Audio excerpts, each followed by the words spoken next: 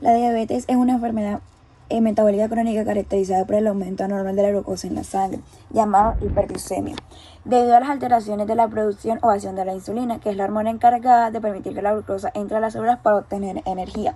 Existen dos tipos de diabetes: la diabetes tipo 1, que es cuando el cuerpo no produce insulina, pero porque el sistema inmunitario destruye las células beta del páncreas y suele aparecer más que todo en niños y adolescentes, y la diabetes tipo 2, que es cuando el cuerpo sí produce insulina pero las células no responden adecuadamente, y esto se llama resistencia a la insulina. Se relaciona más que todo con el sedentarismo, sobrepeso y los malos hábitos alimenticios, y este es más común en adultos, pero últimamente también aparece en jóvenes. Los mecanismos de la relación con la diabetes y la enfermedad periodontal. La hiperglucemia crónica, que es la que provoca las alteraciones vasculares y en el colágeno favorecen la destrucción del tejido periodontal. Los productos finales de ligación avanzada es cuando los lípidos y proteínas se acumulan en los tejidos y estimulan la inflamación prolongada. La disminución de la respuesta inmune, que cuando los neutrófilos y macrófagos pierden eficacia, reduciendo las defensas frente a las bacterias periodontales. Y la inflamación exagerada es que aumenta la liberación de los citoquinas como la interleucina 1 beta, la interleucina 6 y el factor de necrosis tumoral alfa, que estos son los que destruyen el hueso y el tejido conectivo.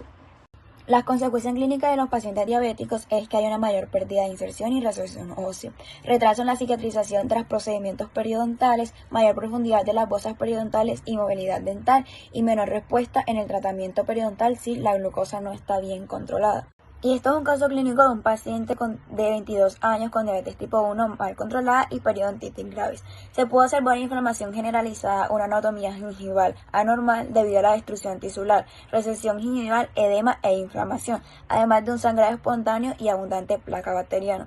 En su tratamiento tenemos raspado y alisado radicular para eliminar cálculo y placa, educación a nuestro paciente de higiene oral y el cuidado de control de placa bacteriana, el uso temporal de la clorexidina al 0,12% y control de 3 a 4 meses, además del uso de antibióticos en casos severos o abscesos periodontales, y se puede indicar amoxicilina y mantener vigilancia estrecha del control glucémico. La leucemia es un tipo de cáncer en la sangre y en la médula ósea que se caracteriza por la producción anormal y descontrolada de glóbulos blancos. En las condiciones normales, la médula ósea produce glóbulos rojos, que son los que transportan el oxígeno, los glóbulos blancos que defienden contra infecciones, y las plaquetas, que son la encargada de la coagulación.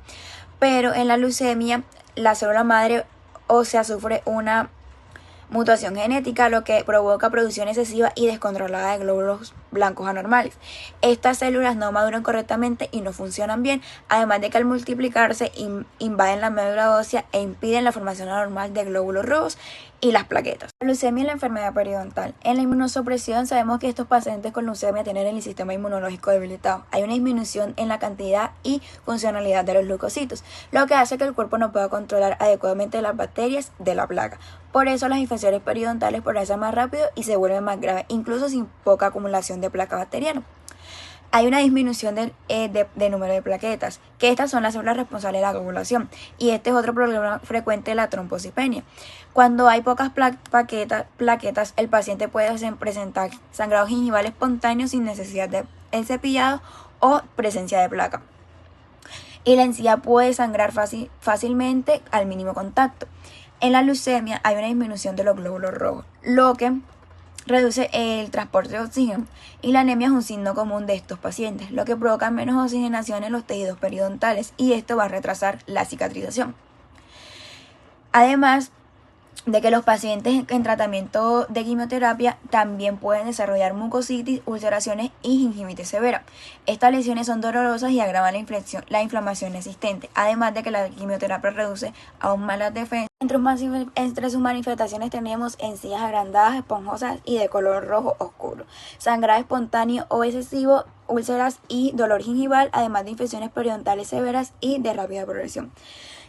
Entre su tratamiento tenemos la eliminación de placa y cálculo con profilaxis o raspado superficial, uso de antisépticos como la clorexidina al 0,12% y evitar traumas mecánicos como cepillos duros y la utilización de curetas agresivas. Bueno, y este es el caso de una mujer de 48 años con leucemia mieloide aguda, que hay una proliferación excesiva de blastos mieloides inmaduros en la médula ósea, y esto causa un infiltrado gingival por las células leucémicas.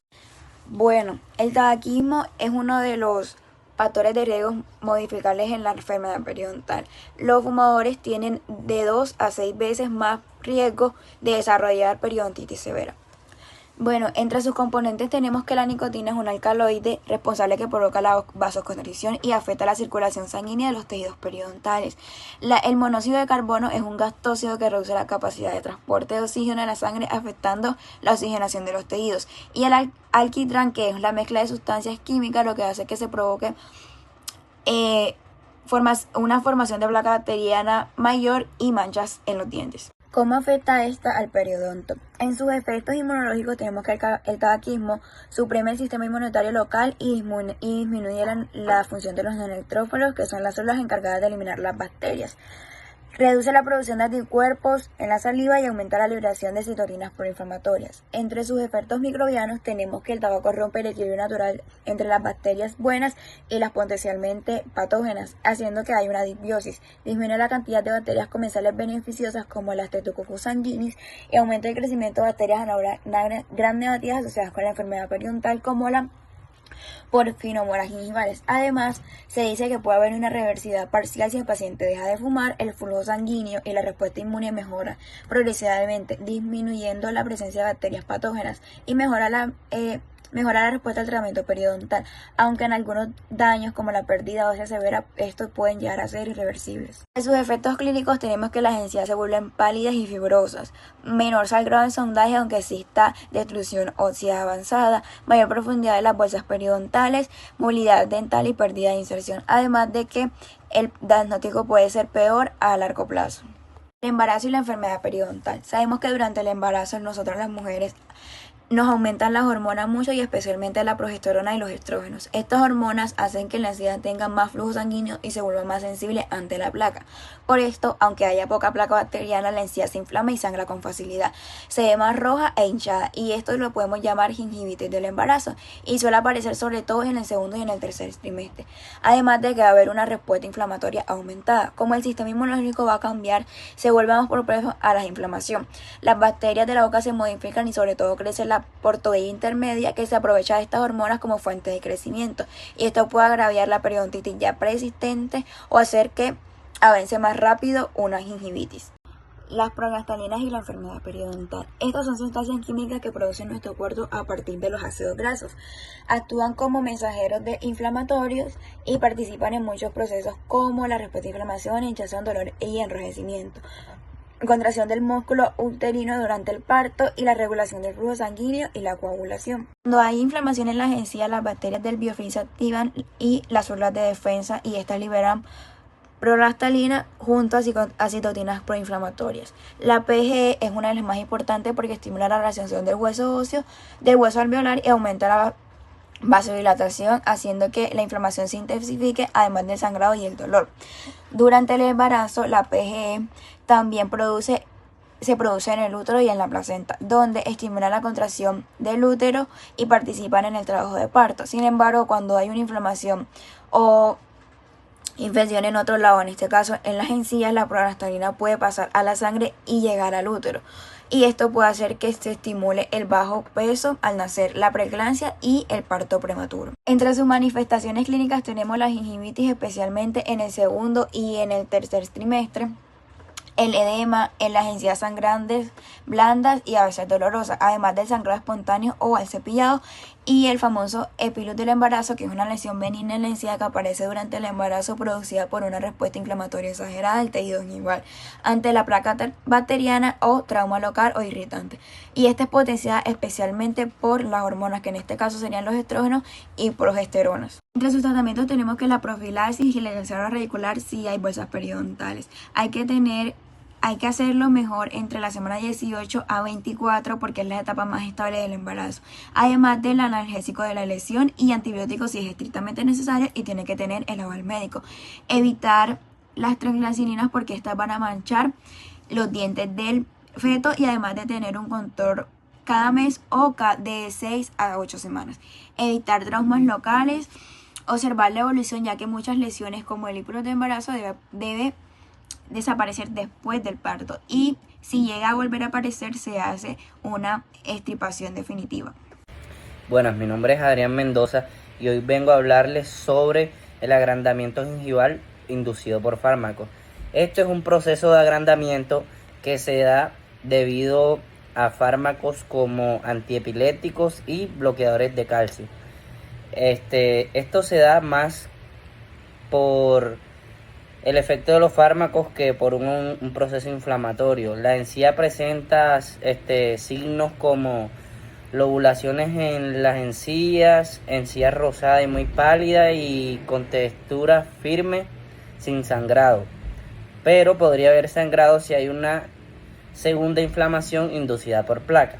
Como primer fármaco relacionado tenemos los antiepilépticos, que este es el principal fármaco implicado en el agrandamiento gingival, y uno de los antiepilépticos más fuertes es la fenitoína, utilizado pues en tratamientos de epilepsia. Y también podemos encontrar que otros antiepilépticos pueden causar agrandamiento gingival, aunque con menor frecuencia, los cuales son ácido valproico, carbamazepina y fenobarbital. Como características clínicas de estos tenemos que pues comienza en las papilas interdentales y puede extenderse hacia los márgenes gingivales. Predomina en la zona anterior, especialmente la parte superior. La encía es de color rosado, pálido, firme y no sangra fácilmente, al menos que haya algún tipo de inflamación secundaria por placa. Su mecanismo es que la fenitoína estimula la proliferación de fibroblastos y aumenta la síntesis del colágeno. Y la presencia bacteriana agrava el agrandamiento y favorece la inflamación. Como segundo fármaco relacionado tenemos los bloqueadores de calcio, los cuales son usados en tratamientos de hipertensión arterial y enfermedades cardíacas. Los más implicados son nifedipino, que es el más frecuente, amlodipino, verapamilo y diltiazem. Sus características clínicas son que suele afectar tanto el maxilar como la mandíbula. Predomina en la zona anterior y vestibular. El agrandamiento puede ser generalizado o localizado dependiendo la higiene oral y la dosis del fármaco. La encía presenta una consistencia de aspecto fibroso y puede coexistir la inflamación si hay placa. Su mecanismo se relaciona con el aumento y la producción de la matriz celular y la proliferación de fibroblastos. Y también tenemos la clasificación según localización y generalización. Por localización afecta una zona o pocas zonas específicas, por ejemplo, solo un incisivo o un canino, y suele observarse más que todo en áreas donde se acumula placa y hay traumatismo. Y por generalización afecta gran parte de la encía, tanto en maxilar como en la mandíbula, o también puede afectar toda la encía. Lo más común es con pacientes con medicamentos prolongados y con mala higiene oral.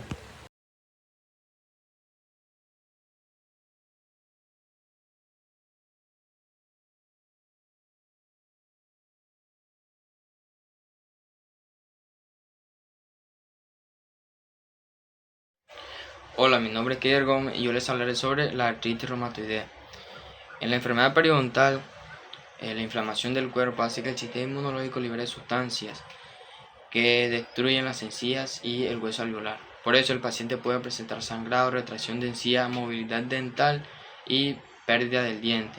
Además, como la artritis causa dolor, rigidez en las manos, muchas veces el paciente no puede cepillarse bien, lo que facilita la acumulación de placa y empeora la inflamación. Bueno, y por otro lado tenemos el mecanismo de relación. En este caso, la artritis y periodontitis, hay una respuesta inflamatoria exagerada. Las defensas como neutrófilos y macrófagos reaccionan ante las bacterias, liberando así citoquinas inflamatorias como interleucina 1 beta, interleucina 6 y factores de necrosis tumoral alfa, que destruyen tanto las articulaciones como el hueso alveolar.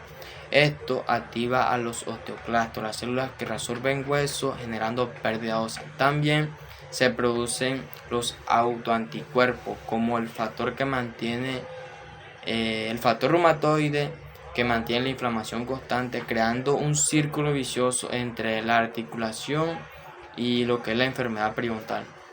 Como diagnóstico y tratamiento tenemos que consiste en raspado y alisado radicular, control de placa, mecanismo y químico con clorexidina, coordinación con el reumatólogo y mantener lo que es un control periodontal frecuente. Además se debe adaptar la higiene oral del paciente si tiene limitación articular. La osteoporosis es una enfermedad donde los huesos se debilitan por pérdida de calcio y masa ósea. En la boca esto causa disminución del hueso alveolar, recepción de encía, movilidad dental y mayor riesgo de pérdida del diente. También complica la cicatrización y tratamientos como implantes o prótesis. De relación, la baja densidad ósea y la activación de los osteoclastos facilita la reabsorción del hueso. El colágeno se altera y se vuelve más frágil, afectando la unión del diente con la encía. Además, la inflamación crónica por bacterias periodontales agravan esta pérdida ósea. Como consecuencia, el paciente presenta movilidad dental, pérdida de inserción y pérdida del diente. Bueno, y como manifestaciones clínicas de la osteoporosis podemos observar lo que son encías retraídas, raíces expuestas, movilidad dental, pérdida del soporte óseo en radiografías y en algunos casos dolor o sensibilidad al mascar. La deficiencia de vitamina C. Bueno, la vitamina C es fundamental para mantener los tejidos sanos porque ayuda a formar colágeno. Cuando hay deficiencia, los tejidos se debilitan y el paciente presenta encías inflamadas, sangrado, retracción gingival, movilidad dental y mala cicatrización. Esto favorece la aparición o progresión de lo que es la enfermedad periodontal. En el mecanismo de relación de la deficiencia de vitamina C con la enfermedad periodontal tenemos que la falta de vitamina C altera la formación del colágeno y debilita las encías y lo que es el ligamento periodontal. Los vasos se vuelven más frágiles, causando sangrado, y además la cicatrización se retrasa y el sistema inmune funciona con menor eficacia, lo que permite que las bacterias avancen y mantengan una inflamación constante. Bueno, y como tratamiento de la deficiencia de la vitamina C, tenemos primero el control clínico frecuente, el uso de productos tópicos cicatrizantes y evitar irritantes como alcohol, tabaco o alimentos muy ácidos. En casos más graves se debe hacer interconsulta con el médico o nutricionista para corregir la deficiencia. Muchas gracias.